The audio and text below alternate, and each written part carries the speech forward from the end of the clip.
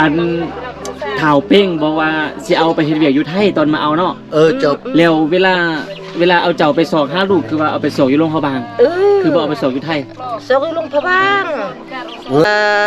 นอนฟันอีแม่เด้คือทอดอีแม่เด้นางเอ้ยโดยอีแม่เขาถามอีกหน่อยนึงอัน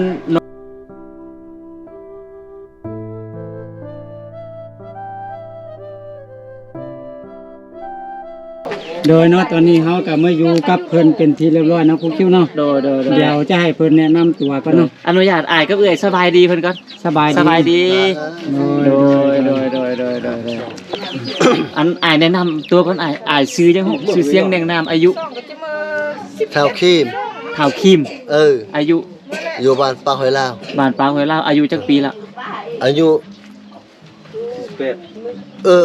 เอาไปลืมอายุเจ้าของจังได๋บ่ลืมอายุแม่นแล้วโดยเฒ่าคิมเนาะอายุ48ปีแล้วทางเอื้อยดูจัง50จะเราซื้อจังได๋นางบัวคำอายุ50ปีนางบัวคำอายุ50ปีอนุญาตถามอันนี้เป็นเมียของอ้ายเนาะเจ้าเฮานี่อยู่บ้านนี้หยังก่อนนี่บ้านปาหอยลาวเมืองงาแขวงอโดไซโดยก็คือเพิ่นนั่นมาห้องถูกน้ำเฮาเนาะโดยแม่นล่ะแล้วก็เฮาก็เลยว่าอยากให้เพิ่นมาอธิบายเนาะเพื่อพ่อแม่พี่น้องที่เข้ามาติดตามรับชมอาจจะฮู้รายละเอียดแล้วก็ข้อมูลแม่นช่วยกันสืบสวนตามหานำกันเนาะโดยโอเคเดี๋ยวเฮาไปถามเพิ่นต่อเลยเนาะโดยอ้ายมีหยังจะเว้าบ่เราเองเราลงแต่ว่าปีดเมื่อเราเลยแต่เฮายังเฮาบ่ฮู้อายุเขาล่ะแต่ว่าปีเมื่อมันคำนำนั่นเดียวกันมันอยู่ปีที่2บอกอันลูกสาวผู้ที่2เนาะอันรายชื่อของลูกสาวผู้ที่2แม่นอีนั่งคำนั่งนางคำนั่งนางคำนั่งเป็นลูกของเจ้ากับของเอ๋ยได้จักปีแล้วท่านบ่ยังว่า18ปี18ปีก็ลงห้อยจื้อบ่เกิดปีใดก็ยังว่าแล้วนั่นแหละค่อยบ่จื้อกันเนาะแม่นลูกสาวเจ้าเนาะวันที่เดือนปีเกิดหันค่อยบ่จื้อแต่ค่อยจื้อเวลาเขาออกไปเดี๋ยวก่อนมีสามนครัวบ่สมนครัวมีชื่อเพิ่นอยู่นั่นบ่ชื่อนางคำนางอยู่หั่นมีบ่สมนครัวพริมเยอะอย่าเท่านะสมมุติอย่านั่งสมมุติปรังหานะสมนครัวเก่าหันแท้โอ้ยอีพัดเด้เข้าไปมีอันไม่บ้านสมนครัวนี่ยากก็ไม่บ่อ้วนคือนี่อาซื้อคำนั่งแต่ว่าจื้อแต่ว่าซื้อนางคำนั่งนางคำนั่งอายุก็บ่ฮู้ประมาณ10ปลายปีเนาะ10ปลาย17 18ได้บ่คือนี่ก็20ปลายคือนี่20ปลายคือนี่มันไปได้10ปลายปีแล้วได้ปีน่ะตอนมันไปหันแท้เฮาขอกล้าว่าบ่กล้าว่ามุ่ง11หรือ12ปีตอนลาวนี้เห็นมั้ยตอนลาวนี้แบบออกไปเฮ็ดเวียกนี่ตอนมันออกไปลาวนี่แต่ว่าเพิ่นออกไปเฮ็ดเวียกแสดงว่าเพิ่นก็อายุ11 12ปีก็น่าจะเฮ็ดเวียกได้แล้วนะแล้ววันนี้อายเพิ่นบอกว่าเพิ่นหันไปประมาณ2010เห็นบ่ก็เป็น15ปีบวกกับอายุก็น่าจะประมาณ30ปีนี่นะ30กว่าปีหน่อยนึงนี่แหละอันอายุนี่20ปลายมุ่งจะแม่น20ปลายหั่นแหละ20ปลายบ่27 28เอา28โอเคประมาณ27 28 50เนาะเจ้าเอาไงเป็นลูกสาวเจ้าแต่ว่าเดี๋ยวนี้นี่คือบ่ฮู้เลยสอกไตบ่ได้เนื้อคือบ่เห็นเลยแหละแต่ออกบ้านไปบ่เห็นเลยบ่เห็นอันฮู้บ่ว่าตอนไปทำอิฐหั่นมันไปนำไผแล้วก็ไปไทยก็เราเป็นคำก็เราเป็นคำตอนไปทำอิฐเนาะเมื่อซื้ออยู่เป็นคำบ่เป้งตอนไปทำอิฐไปนำบะเป้งบะเป้งอยู่บ้านน้องแก้วเท้าเป้งเนาะเท้าเป้งอยู่เมืองน้ำบากบ้านน้องแก้วบ้านน้ำแก้วบ้านน้องแก้วเมืองน้ำบากแขวงหลวงพระบางจบเพิ่นมาบอกอีพ่อว่าสิเอาลูกสาวไปเฮ็ดเวียกเจ้าเพิ่นได้บอกว่าเอาไปเฮ็ดอยู่ไสเอาไปเฮ็ดอยู่ไทยตอนนั้นเทตอนนั้น ตอนนั้นก็ป้าเมื่อของงานลาวอันนี้เพราะว่าจะเอาลูกสาวไปเฮ็ดเวียกอยู่ไทย เออ ไปแล้วก็มิดจิลีเลย ไปแล้วก็หายเลย เพิ่นได้บอกบ่ว่าไปเฮ็ดเวียกอยู่ไทยอันไปเฮ็ดอยู่ไส บ่ฮู้ บ่ฮู้เลย บ่ฮู้เลย ฮู้แต่ว่าไปเฮ็ดเวียกอยู่ไทย โอ้อ้ายฉันเดี๋ยวตอนนั้นอ้ายก็ฮู้จักอันผู้นี้บ่ผู้อันพาไปนี่นะเจ้าก็ฮู้จักบ่ ทับปิ้ง เท่าเป้งขนาดนั้น ฮู้แล้วว่า สันเดี๋ยวนี้ นี่ก็แม่นไอ้เคยเฮาเด้ถ้าเป้งอยู่บ้านน้องแก้วก็แม่นไอ้เคยเฮา สันเดี๋ยวนี้เท่าเป้งยังอยู่บนเก่าบ่ อยู่ สันอ้ายคือบ่ไปถามเราเบิ่งว่าลูกสาวอ้ายไปไส นี่ปีนั้นแม่เจ้าก็พาไปแล้วเลย ไปหาเราอ่ะ เออ ไปหาเท่าเป้งเนี่ย ไปหาเท่าเป้ง เพิ่นมาจังได๋ แล้วเท่าเป้งยังพาแม่เจ้าไปโลมุดลงพระบางว่าบ่เห็นบ่จวบ สุอีละสะเดียวโลกปุ๊บมันเขาหักลี พาเขาไปฮอดลงพระบางเลยคือเขาพักบ้านพักบักเขียนมันก็ไปโลลองว่าบ่จบอ่ะสิ แล้ว เขาตัว ลาวบอกว่านั่นใดซั่นน่ะเอาลูกเจ้าอันไปเฮ็ดเวียกอยู่บนใดซั่นอยู่ร้านอาหารใดหรือว่าอยู่โรงงานอันใดซั่นน่ะ โอ้ยโซนนั้น บ่ฮู้เลย โซนนั้นพ่อก็บ่ฮู้เท่าใด คิว แบบมานี่สัญญาณเป็นโตกันแล้วก็ฮู้ไป แบบว่า ๆความจริงเขาถามถ้าเป้งนั่นเนาะก็น่าจะฮู้นะเพราะว่าเพิ่นเป็นคนพาไปเนาะ แม่นเท่าเป้งอยู่โรงพยาบาลอ้ายก็ฮู้จักเนาะอ้ายน่าจะไปร่วมกับเพิ่นเอ้าจะเอาลูกข่อยไปทางใดเจ้าเป็นคนพามาเจ้าเอาไปไว้อยู่บ้านพักเอาไปไว้อยู่อันหารอาหารใดก็ลาวก็น่าจะบอกอ้ายได้โอ้คือว่าเอาไปแล้วหายบ่มีข้อมูลเลย แล้วนั่นแหละ ตอนนี้โทรศัพท์ก็ปลาอาเอแต่หลังปืน ตะกี้นี่มันโทรศัพท์มันบ่เพ้อคือสบัดนี้ดอก โดย เออ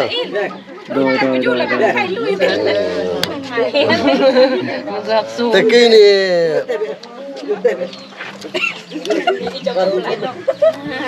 คันว่าคือสมัยเดี๋ยวนี้แท้มันง่ายโอมันสบายใจ มันมีโทรศัพท์แต่คู่มือนี่ตะกี้นี่มันภาษามี โดย มีแต่ว่าพาไปเฮ็ดเวียกไปสมเฮ็ดเวียกเนี่ย ฮู้จักว่าเราเอาลูกสาวลูกเคยบ่มันบ่ว่าผู้ชายผู้หญิง มาเว้าช่วยกันเบิ่ง เจ้า เพื่อได้ข้อมูลหลาย ไป นะ ละกี่ใจเราไอ้ที่ จะบอกคำแขวได้ อย่าไปโซด บ้านน้อง ได้ บ้านน้องไปใช้โปรมไปเลยนี่เรา ช่วยเอ้ยก็ช่วยนี่เองอย่าร้องแค่นี้ เนาะ โดย เยี่ยมมาบี ไปตอนนั้น มาบีไปขี้ใจสวย 13 14ได้จักปีแล้วก็ตอนนี้นะอันที่ว่าลูกสาวออกไปน่ะจนฮอดเดี๋ยวนี้น่ะ 18 ปีโอ้ เพิ่นว่าเอาไป2010 45ปีนะอะไร 2011นี่ จบก็เลยเบิ่ง 15ปีเนาะ ลูกสาวอันน่ะอีคำนังนี่ออกไปนี่วันที่3เดือน3ปี2003 อืม ก่อนนั้นนี่แหละเมื่อปีคำนังย้อนเอ ปียงใส่ห่านนี่ เมื่อนังย้อนนี่ปี2003เดือน3วันที่3โหยก็จันว่ารอดปี2025โหยไล่เบิ่งมันข้ามไปจากปี เกิดปี2003 บ่นี่ปีมันออกไป เดี๋ยวไปเฮ็ดเวียก ปีเอาไป ตะกี้ว่าบ่ฮู้วันที่เดือนปี บ่อันนี้เฮาฮู้แต่ ฮู้ ว่า แล้ว เฮาฮู้แต่ว่าเฮาบ่ฮู้อันน่ะวันที่เดือนเกิด เอ เฮาบ่ฮู้อันนั้น ออกไปปี2003ก็ได้ ปี 22ปี แม่น 22ปี เขาเลยก็สำนั้นเด้ 2003 แต่22ปีบวกกับอายุก็ตอนออกไปก็น่าจะประมาณ11 12ปีนบ่ ก็ได้33 ก็แม่นมุ่งสำนั้นแหละมุ่ง30ปลาย31 32หั่นแหละ โดย ออกไปตั้งแต่ปี2006เนาะ เออ ได้10ปลายปี ในอันแม่บัวคำอ่ะ อันลูกถามนิดนึงเด้ออันข่อยถามนิดนึงอันข่าวเป้งบอกว่าสิเอาไปเฮ็ดเวียกอยู่ไทยตอนมาเอาเนาะ จบ แล้วเวลาเอาเจ้าไปสอกหาลูกคือว่าเอาไปสอกอยู่โรงพยาบาลคือบ่เอาไปสอกอยู่ไทย สกลงพะบาง มันพาแม่มันไปซอกแต่โลกพะบางเฒ่าเป้งหั่นน่ะแต่มันบ่พาแม่มันไปซอกอยู่ไทย สัน บางเทื่อลูกหันมันเสื่องอยู่ไทยแบบนั้นนะ สันทุกมือนี่เจ้ากับเฒ่าเป้งยังติดต่อกันได้บ่ ได้มันอยู่นกแก้วหันเขาไปมื้อนี้ก็ฮอดไปมื้ออื่นก็ได้ อืม มันบ่น่าจะยากนะ คนพาไปยังอยู่นำเฮายังสามารถไปถามข้อมูลนี่ยังได้หลายอยู่ อายก็น่าจะไปถามเราอีกเบิ่งว่าเอ้ยจะเอาลูกข่อยไปตอนนั้นจะเอาไปทางใดถามข้อมูลพอได้ข้อมูลเฮาจึงจะสืบหาเฮาจึงจะท้าวหาได้โอ้อันนี้อายบ่มีข้อมูลหยังเลยบ่ฮู้ว่าไปทางใดมันก็ยากนิดนึงเด้ แม่นถ้าว่าคนที่พาไปบ่อยู่เนาะซอกบ่เห็นนี่อันนี้นี่ยากเลยเนาะ แม่น แต่นี่คนพาไปยังอยู่หั่น อยู่หั่นแหละอยู่หั่นสิเรียนแหละ มันก็ยากบ่ยากนะ เต็มแล้วก็ต้องช่วยลุยดิ ไปถามแล้วเบิ่งฮู้แหละมาอยู่บ่ได้น่ะ มันมีอันน่ะสายติดต่อของเท่าเป้งเมื่อเท่าเคียนมาเขียนไอ้บ้าเอาซองนำอีกย่อยลงพะบาง เมื่อเป้งนี่ต่างยอดติดต่อเคียน ได้สิสรงอยู่ เคียนต่างจิตส่งยอมันเดี๋ยวนี้มันตอนที่ทำก่อนจะเอาลูกสาวหันไปเหมือนเท่าเป้ง โดย แล้วไปฮอดบ้านเข้าพุ่นแล้วมันเจอแล้วจังมอบเฮอตนาเท่าเคียน เท่าเคียนฮับต่อไป เท่าเคียนจังฮับต่อไปไทย พะบางนี่จะมือกี่ เดี๋ยวนี้เท่าเคียนก็อยู่บ้านน้องแก้วเท่าเป้งก็อยู่บ้านน้องแก้วยังอยู่บ้านเดียวหันแหละ ยังอยู่หั่นเนาะ ยังอยู่หันส่งไอ้น้องพูดเทว่าเอาลูกสาวเขาไปนี่แหละแม่นยังอยู่หันบ่ได้ตาย มันบ่ยากนะถ้าเป็นถ้าฮู้ซำนี้น่ะเนาะ คือว่าจะบ่ยากนะแต่ขนาดว่าพอยังพอบ่ได้ตายพอก็คิดขึ้นควายังบ่ได้ยากคันว่าพอมีเงินแต่อันนี้นี่พอยุ่งยากมันบ่มีเงิน โอ้ แล้วจังว่าขอหาลูกหาหลานหามาน้องซอยคุณควาเรือตัวนี้ โดย อีคำนังมันบ่อยู่ไกลในสภาพปัจจุบันนี้เฮาก็ยังยินข่าวว่า อีคำนังลูกสาวมันอยู่โรงพยาบาล อ๋อ ข้าว แต่ว่าบ่ฮู้ มาเนาะ ข้าวมา แต่ยังบ่ฮู้ว่ามันจุดใดบ่ยังบ่ฮู้ฮู้ว่าอยู่โรงพยาบาล ลวงเอาบางบ่ได้เป็นไทยได้บัดนี้น่ะเป็นลาวก็ ก็แม่นแล้ว โดยแสดงว่าปัจจุบันนี่สงสัยว่าลูกสาวของเจ้ายังอยู่ในลาวเนาะ อยู่แล้ว อยู่แล้วลวงเอาบางเนาะ อยู่โรงพยาบาล โอเค ลูกสาวเฮา ปั๊บแต่ว่าเนื้ออันนี้ข่อยขอเว้านิดนึงถ้าว่าลูกสาวเจ้าอยู่หลวงมาบางอะน่ะลูกสาวต้องคิดฮอดพ่อแม่ อันเกลง เพิ่นก็ต้องอยากมาเยี่ยมยามพ่อแม่เด้ ก็เลยไหน นี่บ่ว่าที่ความเป็นลูกความเป็นพ่อเป็นแม่เนาะจากกันไปไกลซำนั้นขนาดเฮาจากไปพ่อแม่นะไปประมาณปีนึงเฮาคิดฮอดเฮายังมายามเด้พ่อแม่น่ะ เย็ดเลเปียเลอัดปนึงเดเราปนเด็กปนึงมันเรียกมันเบิกมันมาเฮ็ดหัดแท้ห่อหายาวหรือว่ามือหามือเด็กปนึงล่วงเด็กปนึงเละวนอยู่นอกพักลัดบรังย่อยพลนาย่อยสวยคำคิดคำเห็นเจ้าลงเดย่อยเดพวกข้าซอกดียงมากก็มากเรานี่แต่ไปใช้ซอกไปใช้ลบไปใช้สุกไปใช้ลบนี่ เป็นนักเรียนอยู่เนาะ ก้อนค่อยจะ2 ปีซื้อแล้วไป อ๋อ พอลงมาในปีนึง2 ปีซื้อ นี่ แล้ว ไป ไป ใช้จะซอกล่วงเรานอสวยนอย่อยเต้นมาคำคิดคำเห็นนอหนึ่งมันยองมันไก่มันซอกดียงกับยงตรงนี้หมากตรงนี้หมากตรงนี้ เรามาเนี่ยมาเนื่อนแม่เนื่อนเนาะ เนาะโอเค กัน ซื้อเรือน น้องกูเคียวตามที่เขาสอบถามไปมาเนาะก็คืออ้ายเพิ่นนั้นเป็นพ่อหน้า ก็เว้า เนาะ แจ้งจะ เป็นพ่อหน้าส่วนแม่นี่เป็นแม่แท้ๆเนาะ แท้ อ๋อแล้วพ่อของผู้ที่เสียเด้ เสียไปแล้ว เสียไปแล้ว หาว่าเสียปีนี้นี่นะ เสียปีนี้เนี่ยโอ้พ่อแท้ๆเพิ่นนี่ชื่อหยังเด้ เพลง ชื่อเพลงเนาะ แม่ในเมืองนางบกค่ำอยู่บ้านตาไฟเล่า มีไอ้น้องจะคนก็เว้าซื้อลงท่านก็บ่ฮู้ โดย เราได้นี่โหยล่ะเราอันนักเนื้อทางบุ๊กครับเนื้อเฟซเราโทรได้เราเบอร์โทรเราได้เลย ดอกสนาโทร เพิ่นเอ้ยแท้ฮู้แล้วเพิ่นน่ะไปส่งไอ้น้องเอ้ยหาก่อนโทรมาหานี่ซื่อ เนาะ เอ้ยอยู่เวียง ด้วยนี่ไปความดุ2,000ตัวปี ก็ไปนะไปดูนเด้เนี่ย ไปโดนคือกันไปพร้อมกันเลย สาวปลายปีแล้ว ผู้เอ้ยว่ามันน้องกลับบ้านแล้วโทรศัพท์เนาะตอนนั้นเนาะ โดย โทรศัพท์ติดต่อกันเด้ แต่ว่าแม่นเอื้อยเจ้าอ่ะ ก็เอ้ยเรานะ เอื้อยเล่านั่น ลูกเรา โอ้ไปนั่นกัน2คนนี่ ไปส่งไอ้ คนเลย มวยอินเนื่อนมวยอินนั่งอินเนื่อนเป็นลูก เอ้ยหาก็ติดต่อมา นี่ นี่ นางคำนาง คำนัง เป็นน้องเนาะแล้วก็เอื้อยอัน เนื่อน เนือน นางเนือนไปพร้อมกันเนาะตั้งแต่ปี2006เนาะ จักแบบตีเลยบ่แม่ 2006 มันไปก่อนนะ 2003อ่ะ 2003แล้วบัดนี้เอื้อยกลับมาแล้ว บ่แม่นครับหาก็ฮู้ข่าว โอ้ นะ ฮู้ข่าวสิโทรมาแล้วติ โทรมาแล้ว ว่าอยู่ไสก็ อยู่เวียง อยู่เวียง แต่ว่ายังผู้เป็นน้องนางคำนางหั่นยังบ่ติดต่อมาเทื่อ เอ้ย อ๋อ เพื่อนน่ะผู้น้องนี่กลับบ้านแล้วสินะโทรมาแม่นว่ายังสินะ อ๋อ โอ้โหน้องจะอยู่ไสนะ แล้วตอนไปน้ำกันนี่ได้ถามเอื้อยเพิ่นบอกว่าไปอยู่น้ำกันบ่ไปเฮ็ดเวียกน้ำกันบ่ เนาะไปมัน ก็บ่รู้มันว่า ไปไผไปมันเลย เออไปมัน แล้ว อยู่นำกันนั่นแหละ แล้วผู้เป็นเอื้อยอันไปถ้ามีเฮ็ดเวียกอยู่ไสเด้ ไปบอนมาเป็นพาไปอยู่ไทยอันอีก อยู่ไทยพุ่นน่ะบ่แม่นหลวงพระบางเนาะ บ่แม่น เด้ เราไปไทย ลูกกกอีเนือนก่อนว่าจะไปก็แม่นบ่าเป้งพาไป แล้วบ่าเป้งพาไปว่าเฮ็ดเวียกอยู่ไทยมื้อนี้อีเนือนไปก็ให้มื้อนี้อยู่ได้ประมาณ ไปมายามบัดนึงนะน้องแม่น่ะเข้าก็ว่าไปยาม 2 ปี 3 ปีมันจะเอาอีนังหันไปตึมอีกน้องมัน อ๋อโดย ไปก็แม่นแต่ผู้เก่าหั่นแหละบ่าเป้งหัน โดย ว่าจะเอาอีนังไปเฮ็ดเวียกอยู่ไทยว่าสินะบัดพุทธสุดท้ายไปแล้วแม่นหายเลยทั้งสองนะ โทรบัดน้องแล้วน้องมีสัญญา บ่ ณ มีสัญญาณเนาะ เออ โอ้โหซอกสินะ อ๋อแม่นเอาแบ ต บ อนนั้นแหละแม่นมันบ่มีโทรศัพท์คือปัจจุบันนี้เด้อ อยู่บ้านเฮานี่มีโทรศัพท์ก็โทรบ่ได้เนาะเบิ่งแม่ถ้าว่าเขาเจ้าอยากโทรมานี่โทรบ่ได้ก็เดี๋ยวนี้น่ะสัญญาณบ่มีเลย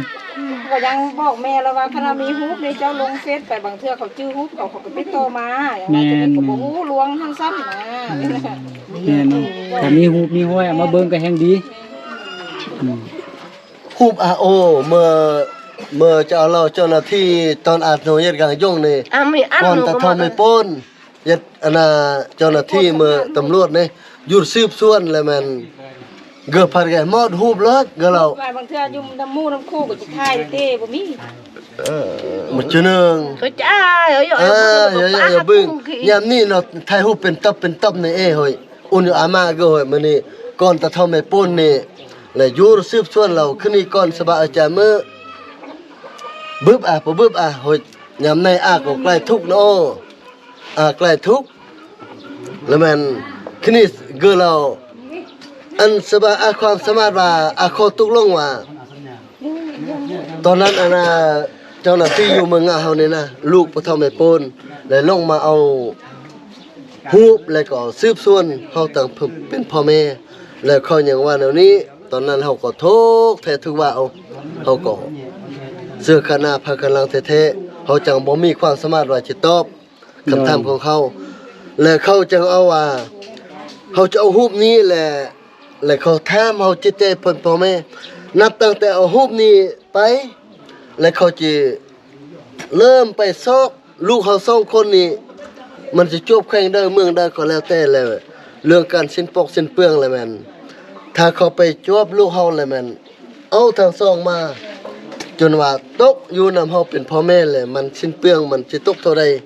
และเฮาเป็นพ่อแม่เป็นเสแทนให้เขา โอ้ นะตอนนั้นแล้วบัดนี้เฮาจังว่าเฮายังขึ้นยากเฮาบ่มีความสามารถตอบว่า อ๋อ ช่วงนั้นเฮาก็ทุกข์จน เข้าใจแล้วเข้าใจ เออ โดย ช่วงนั้นเฮาทุกข์จนเฮาขาดเคินเราจังบ่มีความสามารถตอบความเข้าขึ้นนี่นะ อืม แล้วพอเพียงแต่เขาเอาว่าเอาแต่ฮูบมันฮูบลูกสาวลูกกกลูกลานี่เขาเอาไปหมด โดย เขาเอาไปบางเทื่อคันเฮามีความตอบว่าคืนนี้เดี๋ยวนี้เทิงใดก็ยาเจ้าเอาฮูบอันน่ะลูกสาว2คนนี้ไป นับแต่เอาจากเฮือนเฮานี่ไปจนว่าเจ้าจะนำฮอดเมืองใดแขวงใดก็แล้วแต่ได้แต่ลูกสาวเฮา2คนมามอบเฮาเป็นพ่อแม่นี่เรื่องสิ้นปอกสิ้นเปลืองมันจะหมดเท่าใดมาพี่เฮาจะเป็นผู้ใส่แทนบางเทื่อคอยก็ส่งมาให้ฮู้นะ โดย แต่ตอนนั้นเฮาก็ทุกข์จนกันคือจะบัดนี้เด้เฮาก็จะมีความตอบอยู่เฮาก็จะมีความสามารถ เดี๋ยวนี้เอานั่นนี่เอาอ้ายเดี๋ยวนี้นี่อันมีแต่ว่าจะได้ยินข่าวมาเนาะ ยิน ว่า ข่าว ลูกสาวเจ้าผู้น้อยหั่นนางคำนางหั่นคือน่าจะอยู่ประมาณแถวโรงพยาบาลเนาะ มีแต่ว่าฝากพ่อแม่พี่น้องที่เพิ่นเบิ่งคลิปนี้เนาะถ้าหากเป็นคนลาวหรือว่าเพิ่นหาหูจักนางคำนางหั่นนะก็ฝากเพิ่นเอาไปให้ลูกสาวเจ้าเบิ่งเนาะว่า เจ้า ว่าพ่อเจ้าก็คือเป็นพ่อเลี้ยงเนาะแต่ว่าพ่อแท้ๆมันชื่ออัน เมื่อแพงอีบาแพง ถาวแพงเนาะ ถาว กับ แพง แม่บัวคำเดี๋ยวนี้เพิ่นคิดฮอดเพิ่นอยู่บ้านพี่แหละบ่ได้เห็นหน้าเห็นตาลูกโดนเติบแล้ว10กว่าปีจะว่า20ปีเนาะเบาลี่เนาะ 30 ก็ให้เพิ่นติดต่อมาหาครูคิวกับเบาลี่ก็ได้เนาะเดี๋ยวครูคิวกับเบาลี่จะมาหาพ่อแม่เพิ่นอีก โดย เพราะว่าอีพ่ออีแม่ก็บ่มีโทรศัพท์เพิ่นบ่ตัวนี้ บ่มี เนาะติดต่อหาก็บ่ได้ติดต่อมาทางเฮาเนาะ โดย ชอบ เฮาจะมาเด้อแต่ว่าเรื่องหูบว่านางคำนางเป็นหูบหางจังใดผู้เจ้าก็บ่มีเนาะหูบเนาะ บ่มี แต่ว่าอันให้นางคำนางหันจื้อว่าคันยังจื้อว่าเจ้าเป็นแม่อยู่ก็ให้ติดต่อมาแม่นบ่ เจ้า โดย เราบ่ถูกบ่ถูกบ่ถูก อัน เนาะ นี้จะอ่านดิ เออเบอร์โทรเจ้าเท่าไหร่เนาะ เอาเบอร์โทรลูกเคย 030 ก็จะอ่านเนี่ย 0261โดย โทรมาเบอร์นี้เลยเนาะ โดยโทรมาเบอร์นี้ได้ เจ้า เป็นเบอร์ของคนบ้านเดียวกันกับของแม่นี่ อันนั้นก็แม่นลูกเคย เนื่อนกับโทรมาเบอร์นี้ อ๋อผู้เป็นเอื้อยก็25แล้วโทรมาเบอร์เจ้าคือกัน เจ้า โอเค เฮ็ดแนวใดผู้เป็นเอื้อยคือโทรหาเจ้าได้ วันน่ะล้านเฮาไปเฮ็ดเวียกไปปุ่นจวบกัน แม่นล้าน เบอร์มันโทรมา ล้านแล้วไปเฮ็ดเวียกอะไรเฮ็ด โชคดีที่จวบกัน จวบกัน มันก็บ่เท่บ่ว่าเนาะ คนตะกี้ล้านเนาะคนตะกี้ล้านเราไปจบกันถือว่าเป็นบุญวาสนาสุด เออ แต่ว่าเรื่องราวของอันหนองคำนางเนี่ยครับก็บ่ฮู้ว่าอันเป็นไผสิไปจวบได้หั่นนะถ้าบุญวาสนามีเนาะเพิ่นมาเห็นคลิปนี้แล้วเพิ่นหาสิติดต่อมาเนาะ นิสัยของคำนั่งมันมาพรรษานะอย่างเฮ็ดพรรษาย่อแบบผู้ห่างก็มันมาเด้มันมาอันนี้มันเยอะ ลูกสาวหน้าตาก็น่าจะคือแม่นี่บ่ เหมือนก่อนจะอ่อนบ่มาก ตอนนั้นมันยังนุ่มกว่าคือกันเด้มันเท่าแก่ต่างนิดนึง พี่น้องก็เบิ่งเนาะพี่น้องเนาะเพราะว่าพอเพิ่นเป็นพ่อเลี้ยง คำนั่งหันเลยแม่น เบิ่งหน้าจะ ค คือน แม่ เยอะแหละข้าวเลยอยากตำ อยากตํเลยข้าวอยากตํเลย คิงมันเลยอยากตำแหละคิงมันก็ยังอีก ตุ้ย คนตุยเลยอยากตำ โดย ตุ้ยตำแล้วก็ขาว ก็ ข้าว มันนั่นเนาะวันเวลามันเปลี่ยนไปแปลงแต่ยังน้อยเนาะตอนนี้ก็น่าจะใหญ่เนาะ โดย พ่อผู้เป็นพ่อเป็นแม่อาจจะบ่จื้อแต่ที่สำคัญลูกน่าจะจื้อแม่ได้อยู่ โดย เจ้า แม่อันมีหยังจะฝากถึงลูกสาวบ่มีหยังละเว้าผ่านกล่องเลย เราจะมือยังน้อย เราก้อนเราเนี่ยก่อนปุ๊บจะเกิด คิดฮอดลูกบ่แม่เว้าเลย คือทอดคือทอดลูกอีคำนั่งนี่คือทอดเทคือทอดว่ามาแต่บ่มาเนื้อนแม่อีเนื้อนอันลูกกุ้งแม่นอีเนื้อนแม่เนื้อนอีคำนั่ง ก่อนก็ฮกแน่ ก่อนไก่ฮุบไก่หาดแน่ โทรมา ไอ้ หา แม่ แม่ คือโท เนาะ ษโทรมาหาอันนอนฟันไอ้แม่เด้คือโทษไอ้แม่เด้ไอ้นางเอ้ย โดยอีแม่ขอถามอีกหน่อยนึงอันนอกจากนั่งเนื่อนนั่งคำนั่งแล้วยังมีอ้ายไอ้น้องอีกบ่มีแต่ลูก2คนนี่บ่ นาย นี่ ไอ้ ไล่ไอ้ สมหักนาย สมหักนาย สมฮัก ควรเอาเมียแล้วลูกมันนี่ อ๋อมีอ้ายคนนึง ลุงน้อย มีอ้ายคนนึงชื่อสมฮัก สมหัก อ้ายกกบ่ เมื่อ ก็บ่แม่นไอ้กุ๊กอัน ไอ้กลาง ไอ้กลางอันเป้อัน ก็นายมือก็นายมือ ก็นายเขาก็คนนั่งเฮ้ย คัน บ่ แม่ เฮา อีก เขา คำนั่ ถาง ม นั่นแหละ นั่นนี่จ้ะเจ้ามีลูกจักคนเนี่ยทั้งหมดมีจักคน ลูกเจ้าจักคนทั้งหมด บ่ทั้งหมดอันผู้เสียผู้ยังอ่ะ โดย ก็มีอีเนือนก็มีอีไข่ก็มีเฮือนก็มีสมหักหัน ฮะ ก็มีคำนั่งก็มีอีลี่ โดย หมด ไปเราอย่าไปเรา ตุ้งเราโลดเอ๊ะชุดเรา กับบะตุงกับ นี่ บะวัน อันนี้มันน้ เป็ อง ด ชายเนาะ โอ้อันนี้นี่คำนั่งนะจะยังบ่ทันเห็นเนาะ เกิดไว้เนาะ เฮ้ บ่เห็นน่ะเนาะ แต่ขนาดไอ้เนื่อนลูกก็เขายังบ่ได้เห็นบ้านี่ โดย เป็ดคน โอเคเนาะประมาณนี้แล้ววันนี้เนาะ โดยบ่ซั่นก็ฝากถึงคลิปนี้เนาะ โดย ไปถึงลูกสาวเพิ่นถ้าหากว่าเห็นก็ติดต่อมาได้นะครูชื่อเนาะ โดยเบอร์อ้ายเพิ่นคืนอยู่นี่เนาะ โดย วัน บ่ นึง ซั่น พี่ ก็ โอจะปรุงโตเราจะโอเค เอาเท่านี้นะแม่เด้อเฮาก็สิได้ขอตัวกลับกันเนาะครูชื่อเนาะ โดยอยู่ดีมีแห้งเด้อ เป็นอะไรถ้ามีข่าว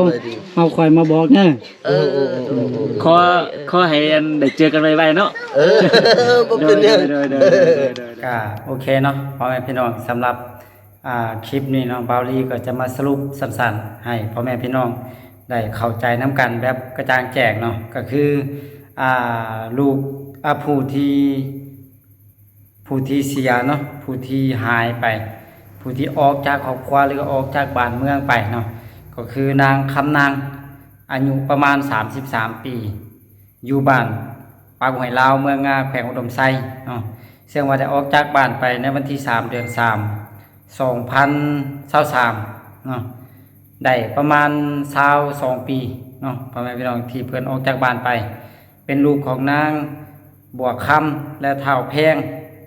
ผู้ที่พานางคำนางออกไปก็คือเฒ่าเป่งบ้านหนองแก้วเมืองนาบากแขวงหลวงพระบางเนาะก็คือ